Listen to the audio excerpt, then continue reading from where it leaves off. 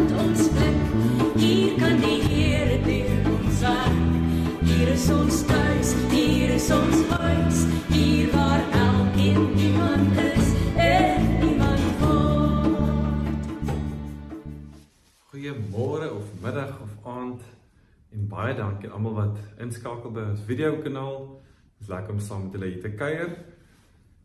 Ek wil vandag saam met julle lees uit 'n teks wat my die week baie aangegryp het.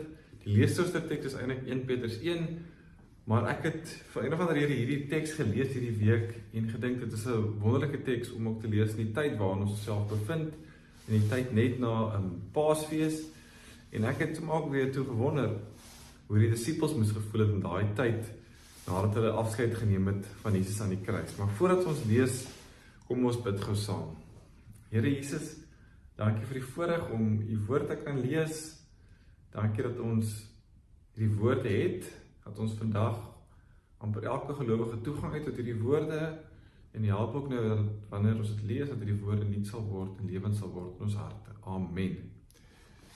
Die teks kom uit Johannes 21. Dit is die heel laaste hoofstuk in Johannes Evangelie en ek gaan eerst 'n paar vers lees, sal ek nog 'n paar vers aan die einde ook bylees.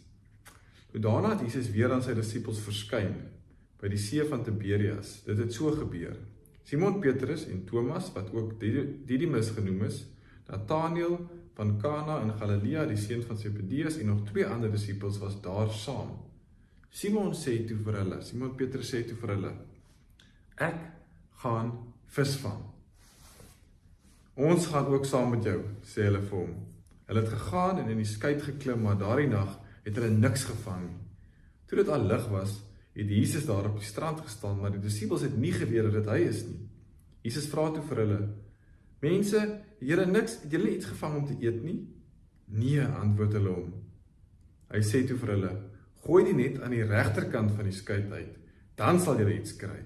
Hulle het die net toe daar uitgegooi en vanweë die groot klomp vis kon hulle nie weer die net intrek nie.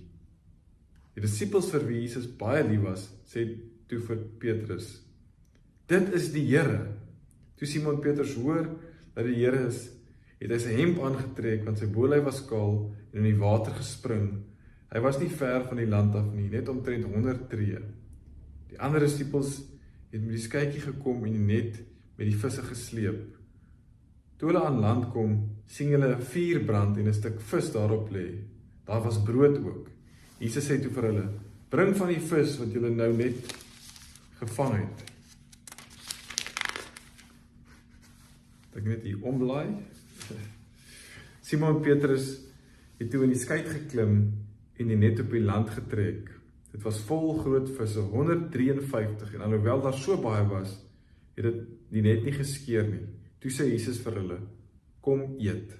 Nie een van die disippels het so ver gekom om vir hom te vra, wie is u nie? Hulle het geweet dat hy die Here is. Jesus kom toe, neem die brood en gee dit vir hulle, en net so ook die vis. Dit was al die 3de keer dat Jesus aan die disippels verskyn het nadat hy die dood opgewek is. En dan kom maar die bekende gedeelte, Johannes 21 vanaf vers 15, waar Jesus dan nou 3 keer vir Petrus vra, het jy my lief? Om amper 3 keer op te maak vir die kere wat hy vir Jesus verloon het. En dan aan die einde van daai gedeelte, lees ek graag vir julle vanaf vers 17b, hy sê toe vir hom, laat my skape wei, dit verseker ek jou, toe jy jonger was, het jy selfs jou klere vasgemaak en gegaan waar jy wil, maar wanneer jy oud is, sal jy jou hande uitsteek en iemand anders sal jou vasmaak en jou bring waar jy nie wil wees nie. Dit het Jesus gesê en daarmee aangedui deur wat 'n soort dood Petrus God sou verheerlik. En dan sluit hy af, daarna sê hy vir hom, volg my. En so eindig die storie waar Jesus weer vir Petrus roep en sê, volg my. Nou vriende, ek wil net vinnig weer konteks gee en ek sal dit kort hou, maar die disippels, soos ons weet, het alles gelos om vir Jesus te volg. Hulle werke, hulle families, alles wat bekend was, en omtrent 3 jaar lang het hulle agter Jesus aangevolg en alles geloop en alles gedoen wat hy gedoen het, oral gegaan waar hy gegaan het.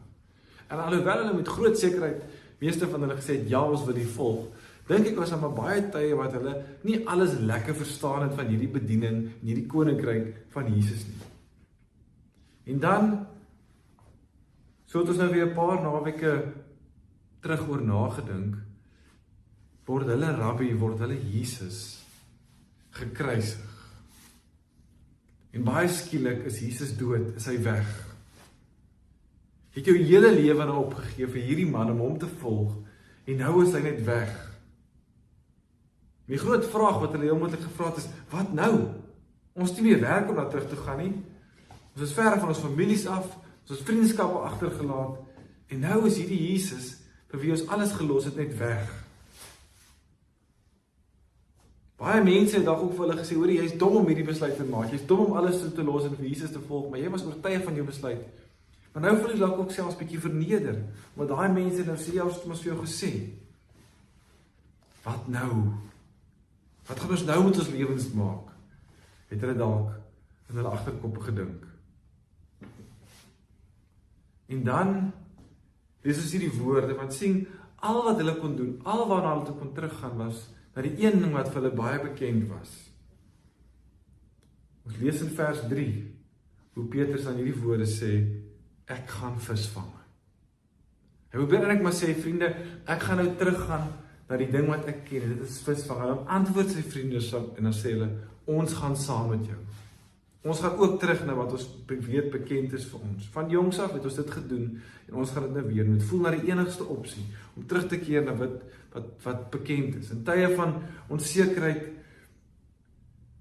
hulle ons baie keer vashou na een ding wat vir ons seker is, en dan lees ons dat hulle gaan visvang.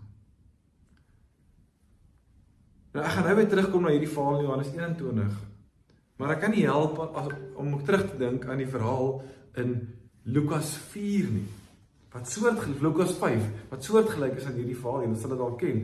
In Lukas 5 lees ons die storie, waar Jesus vir Petrus kom roep, terwyl hy wat doen? Ook visvang. Waar Jesus dieselfde ding doen, of hulle sê, gooi die net aan die ander kant uit, en weer baie visse, en dan hoe Petrus uit die skip spring, en sê, Here, ek is sondig, en dan sê Jesus vir hom, volg my, en dan los hulle alles, en hulle volg vir Jesus. Nou, daar is baie teorieë oor hierdie twee verhale, die baie soortgelyke verhale, maar meeste geleerdes klink dit vir my sê, hierdie wonderwerk het 2 keer afgespeel, 1 keer in die begin van Petrus se bediening, en dan weer hier aan die einde van Petrus se bediening. Sy bediening begin met die vermeerdering van die visse, en dan weer aan die einde gebeur dieselfde wonderwerk weer. Daar gebeur natuurlik 'n klomp dinge tussenin, klomp dinge in Jesus se bediening wat ons van lees, wat hulle saam met Jesus gaan. En dan eindig hulle waar hulle visvang. Petrus en die ander disippels, en dan gespeel hierdie verhaal amper weer af. Hierdie selfde wonderwerk gebeur weer. En die woorde eindig met Jesus wat dan weer vir Petrus sê, volg my. Volg my. En het was wonderlik vir my om hierdie week weer so daaroor te dink. In die begin van Petrus se bediening is daar hierdie verhaal van die wonderwerk van die visse wat vermeerder, en Petrus sê, hierdie inspireer my, en ek wil hierdie rabbi volg. En dan twyfel hy, en dan gaan hy terug na wat bekend is, weer in die visvang, en dan kom Jesus weer, en hy ontmoet hom weer daar in sy onsekerheid. En hy kom sê vir hom, Petrus, ek is nog nie klaar met jou nie, volg my, asseblief. Nou, hierdie verhaal het my diep geraak, want ek het besef, dit is iets wat nog soveel keer met mense vandag gebeur. Ons is nou weer onlangs op die uitreik na Calitzdorp, dit is wonderlik om te sien hoeveel jong mense daar weer amper committed raak, en sê, maar ek wil vir Jesus volg. Ek wil 'n volgeling van Jesus wees, en dan kom ons terug, en dan moet jy terugstap in jou ou werk, en dan jy weer terug by ou verhoudings, en dieselfde struggles wat jy voortyd gehad het, en dan vra jy vir jouself, hoe dan nou? Ek het mos nou my lewe vir die Here gegee, hoekom voel dit dan nou of soveel dinge nog dieselfde is? Soos wat Petrus vandag ook gevoel het, ek het my lewe gewy aan hierdie Jesus, maar nou sou kan terug weer by die ou bekende. Soveel keer, dalk het jy dit al gevra en sê, maar ek het my lewe gegee aan die Here, Neil, maar alhoewel dit alles anders voel dit tog alles ook dieselfde, want Ek het nog steeds dieselfde werk, ek is nog steeds in dieselfde moeilike verhouding, ek is nog steeds konflik met dieselfde mense met wie ek konflik gehad het. Hoe werk dit? Een kommentator skryf en sê, "It's wonderful to think that Jesus showed up at their work. He was interested in all their life, not just when they attended religious services." Nou was my mooi hierdie week om weer te sien hoe Jesus by hulle werk opdaag, by hulle normale, alledaagse routine, en dan weer vir hulle kom sê, ek volg my. Ook in die manier hoe jy vis vang, volg my. En dalk lê een van die geheime van 'n volgeling van Jesus daarin, juist om te sê, hoe kan ek Jesus volg in die alledaagse gewone dinge? Hoe kan ek die dinge wat ek elke dag nog altyd gedoen het, aanhou doen, maar nou saam met Jesus? Daar's horde sulke stories wat ek kan vertel van mense wat hulle gewone werk en gewone routine gebruik het om God te eer. Ek het 'n vriend wat saam met my in die koshuis was, Philip, en hy het houtprodukkundige geswat, verskriklik lief vir houtwerk. Maar dit is vir my so mooi om te sien hoe Philip sy passie vir hout ook gebruik nou om verskil te maak in die koninkryk. Philip lei as deel van sy bediening lei hy ook mense op om houtwerk te doen in hulle eie huise te bou. En Philip het laas jaar 10 mense uit Atlantis gebring om ook ons thriftstudio by Isibini te bou. Sê hy gaan die jong mense bring uit Atlantis, gaan vir hulle skill leer. En so kan hulle daai skill vat en ander werk weer gaan kry of self in hulle eie huise bou. Dieselfde werk wat hy nog altyd gehad het, maar nou moet 'n ander uitkyk daarop. Van die leiers in ons huise wat sê, hulle die Here iewers ontmoet en nou kies hulle doelbewus om ons in die Isibini huise te bly, want hulle wil 'n intentionele verskil maak, ook op die plekke waar hulle bly. Of was dit een keer toe ons gaan kuier by 'n boer wat vertel het hoe hy die Here ontmoet het. Hy het aangehou boer, maar hy sê die manier hoe hy die verhoudings met sy werkers aangepak het, was net heeltemal anders. Die manier hoe hy hulle gesien het, hoe hy hulle hanteer het verander. So mag jy beleef dat die Jesus wat jou daai eerste keer kom roep het, aanhou om jou te roep, dat hy nou ook in jou werksplek inkom, daar waar jy nou teruggegaan het na die visvang toe en kom sê, volg my. Ek wil jou ook gebruik in die gewone, alledaagse dinge, want daar kan jy ook 'n verskil maak. En iets wat ek ook raak gelees het in hierdie verhaal, en hiermee eindig ek, is hoe Jesus 'n vuurtjie aangesteek het, en hoe hy besig was om 'n visie te braai vir hulle. En ek het hierdie prentjie gekry van Jesus wat ook op 'n manier sê, weet julle wat? As ons kies om gehoorsaam te wees, om hom te volg in die gewone alledaagse dinge, dan sê Jesus, sal hy aanhou om vir ons te voorsien, sal hy selfs saam met ons op die strand kom sit en die vuurtjie aansteek en 'n visie braai, sodat ons genoeg sal hê om hom te volg. Mag ons elkeen nie dink en nie geïnspireer voel deur hierdie storie van Petrus, om ook terug te gaan na ons eie werke toe en te sê, hoe kan ek nou hier ook vir Jesus volg? Kom ons bid saam. Here Jesus, ek dink meeste van ons het iewers ons lewe die besluit gemaak en gesê, ons volg nou vir U. En dan baie keer ook met 'n skok besef dat 'n klomp dinge het nog dieselfde gebly. Klomp probleme in ons land of die werksplek wat nie vir my lekker was, Here, daai dinge het dieselfde gebly, al het ek verander, Here. Maar kom nou vandag ook en wys my en vir ons hoe jy ook vir ons daar wil gebruik.